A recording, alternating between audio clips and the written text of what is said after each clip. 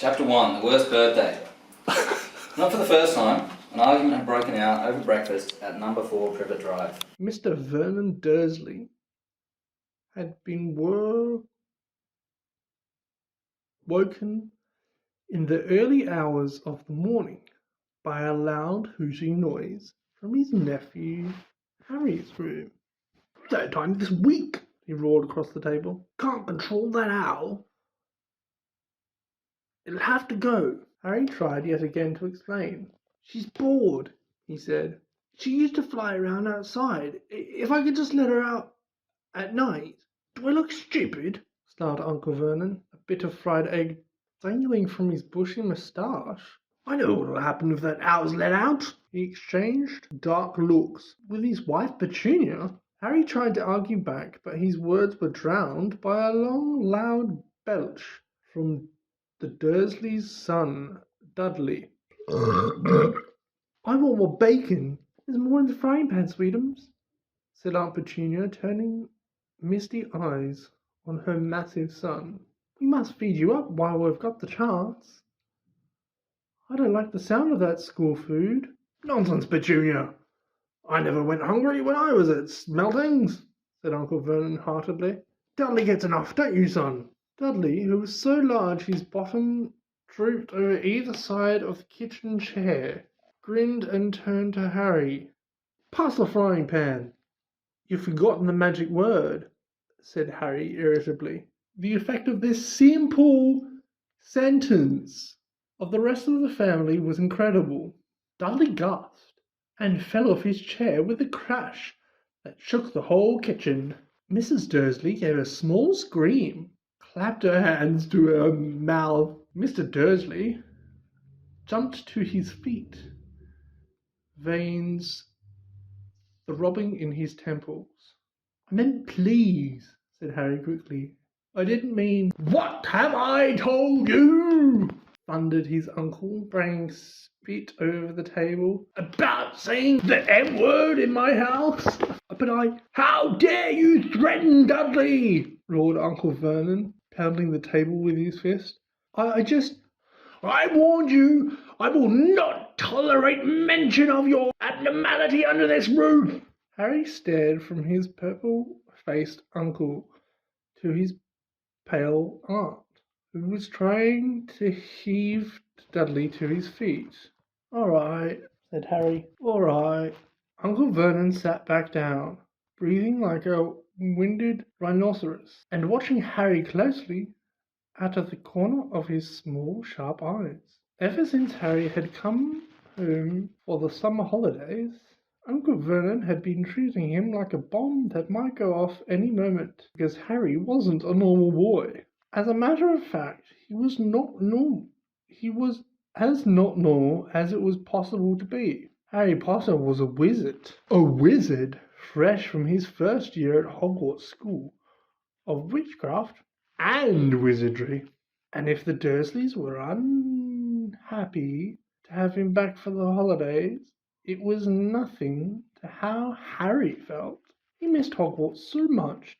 It was like having a constant stomachache. He missed the castle, its secret passageways and ghosts, his lessons, perhaps not Snape, the potions master, the post arriving by owl, eating banquets in the Great Hall, sleeping in his four-poster bed in the Tower dormitory, visiting the gamekeeper Hagrid in his cabin in the grounds next to the Forbidden Forest, and especially Quidditch, the most popular sport in Wizarding World. 6 tall goalposts, 4 flying balls, and 14 players on broomsticks. All Harry's spellbooks, his wand, robes, cauldron, and top-of-the-range Nimbus 2000 broomstick had been locked in a cupboard under the stairs by Uncle Vernon the instant Harry had come home. What did the Dursleys care if Harry lost his place on the Quidditch team because he hadn't practiced all summer? What was it to the Dursleys if Harry went back to school without any of his homework done? The Dursleys were what wizards call muggles. Not a drop of magic blood in their veins. As far as they were concerned, having a wizard in the family was a matter of deepest shame. Uncle Vernon even padlocked Harry's heir, Hedwig, inside her cage to stop her carrying messages to anyone in the Wizarding world. Harry looked nothing like the rest of the family. Uncle Vernon was large and necklace, with an enormous black moustache. Aunt Petunia was a horse-faced and bony. Dudley was blonde, pink and porky. Harry, on the other hand, was small and skinny, with brilliant green eyes and jet black hair that was always untidy. He wore round glasses on his forehead with a thin lightning-shaped scar. It was this scar that made Harry so particularly unusual, even for a wizard. The scar was the only hint of Harry's very mysterious past, of the reason he had been left on the Dursleys' doorstep 11 years before. At the age of 1, Harry somehow survived a curse from the greatest dark sorcerer of all time, Lord Voldemort, whose name most witches and wizards still feared to speak. Harry's parents had died in Voldemort's attack, but Harry escaped with his lightning scar, and somehow, nobody understood why, Voldemort's powers had been destroyed the instant he failed to kill Harry. So Harry had been brought up by his dead mother's sister and her husband. He had spent 10 years with the Dursleys, never understanding why he kept making odd things happen without meaning to, believing the Dursley story that he got his scar in the car crash which killed his parents. And then, exactly a year ago, Hogwarts had written to Harry and the whole story had come out.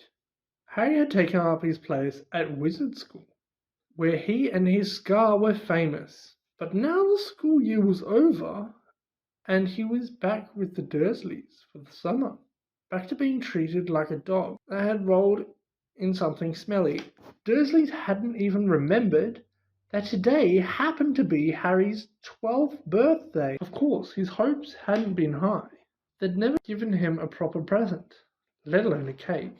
But to ignore it completely, at that moment, Uncle Vernon cleared his throat importantly and said, "Now, as we all know, today is a very important day."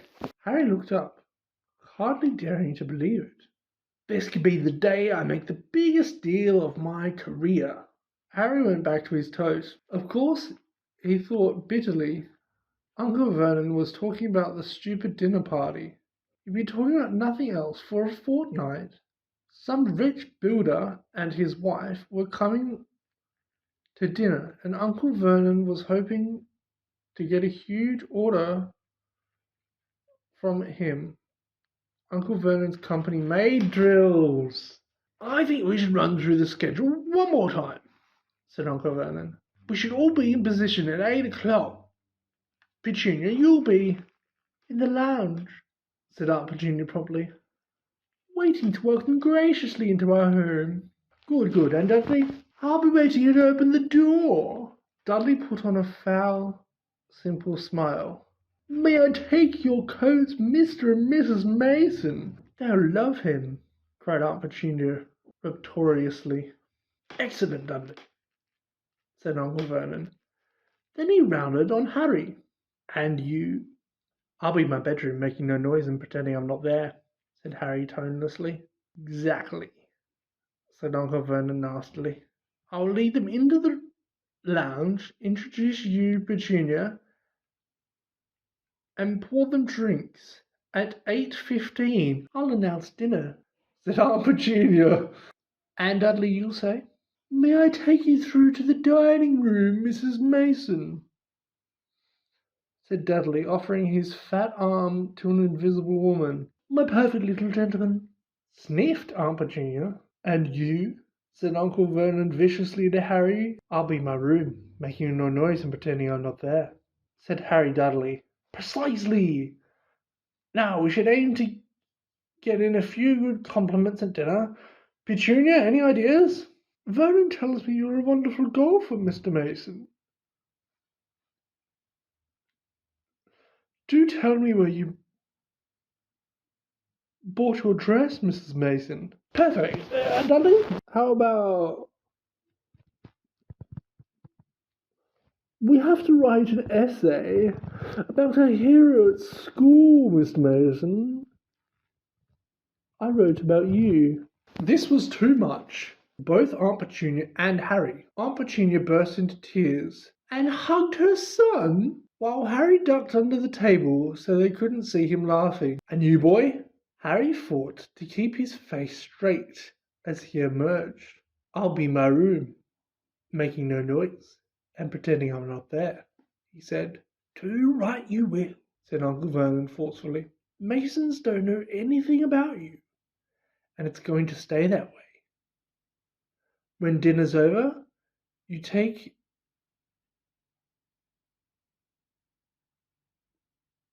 Mrs. Mason back to the lounge for coffee, Petunia, and I'll bring the subject round to drills.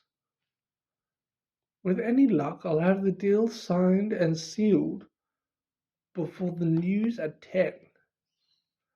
We'll be shopping for a holiday home in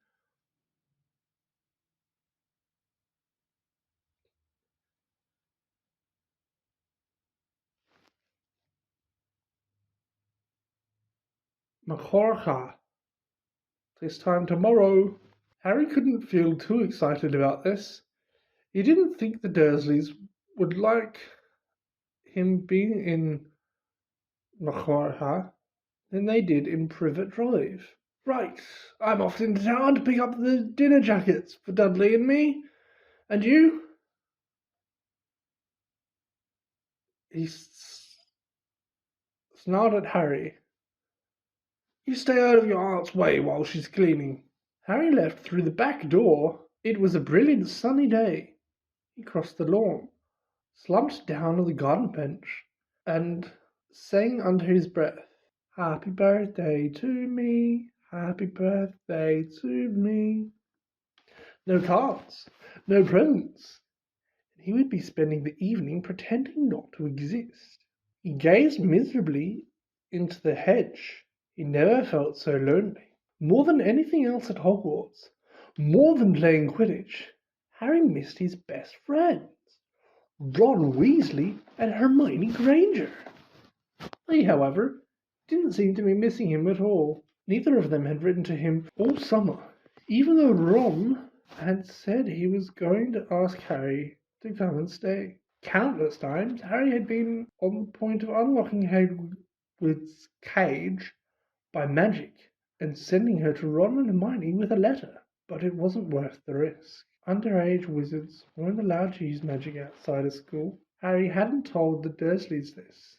He knew it was their only terror that he might turn them all into dung beetles that stopped them locking him in the cupboard under the stairs with his wand and broomstick. For the first couple of weeks back, Harry had enjoyed muttering nonsense words under his breath and watching Dudley tearing out of the room as fast as his fat legs would carry him. But the long silence from Ron and Hermione had made Harry feel so cut off from the magical world that even taunting Dudley had lost its appeal. And now Ron and Hermione had forgotten his birthday. What wouldn't he give for a message from Hogwarts? From any witch or wizard? He'd always be glad for a sight of his arch enemy Draco Malfoy, just to be sure it hadn't all been a dream. Not that his whole year at Hogwarts had been fun. At the very end of last term, Harry had come face to face with none other than Lord Voldemort himself. Voldemort might be a ruin of his former self, but he was still terrifying, still cunning, still determined to regain power. Harry had slipped through Voldemort's clutches for a second time. But it had been a narrow escape, and even now, weeks later, Harry kept waking up in the night, drenched in cold sweat, wondering where Voldemort was now, remembering his livid face, his wide, mad eyes. Harry suddenly sat bolt upright on the garden bench. He'd been staring absent-mindedly into the hedge, and the hedge was staring back. Two enormous green eyes had appeared among the leaves. Harry jumped to his feet as a jeering voice floated across the lawn. "I know what today is," sang Dudley, waddling towards him. The huge eyes blinked and vanished. "What?" said Harry, taking his eyes off the spot where they had been. "I know what today is," Dudley repeated, coming right up to him. "Well done," said Harry. "You finally learnt the days of the week." "Today's your birthday," sneered Dudley. "How come you haven't got any cards? Haven't got any friends at the freak place?" "Better not let your mum hear you talking about my school," said Harry coolly. Dudley hitched up his trousers, which were slipping down his fat bottom. "Why are you staring at the hedge?" he said suspiciously. "I'm trying to decide what would be the best spell to set it on fire," said Harry. Dudley stumbled backwards at once, a look of panic on his fat face. "You can't. Dad told you you're not allowed to do magic. He said it'll chuck you out of the house. And you haven't got anywhere else to go. You haven't got any friends to take you." "Jiggery pockery," said Harry in a fierce voice. "Hocus pocus, squiggly wiggly, Mum!" howled Dudley, tripping over his feet as he dashed back towards the house. "Mum! He's doing you know what." Harry paid dearly for his moment of fun, as neither Dudley nor the hedge was in any way hurt. Aunt Petunia knew he hadn't really done magic, but he still had to duck as she aimed a heavy bowl at his head with a soapy frying pan. Then she gave him work to do with the promise he wouldn't eat again until he'd finished. While Dudley lolled around watching and eating ice creams, Harry cleaned the windows, washed the car, mowed the lawn, trimmed the flower beds, pruned and watered the roses, and repainted the garden bench. The sun blazed overhead, burning the back of his neck. Harry knew he shouldn't have risen to Dudley's bait, but Dudley had said the very thing Harry had been thinking himself. Maybe he didn't have any friends at Hogwarts. Wish they could see famous Harry Potter now, he thought savagely as he spread manure on the flower beds, his back aching, sweat running down his face. It was 7:30 in the evening at last. Exhausted, he heard Aunt Petunia calling him, "Get in here and walk on the newspaper." Harry moved gladly into the shade of the gleaming kitchen. On the top of the fridge stood tonight's pudding, a huge mound of whipped cream and sugared violets. A joint of roast pork was sizzling in the oven.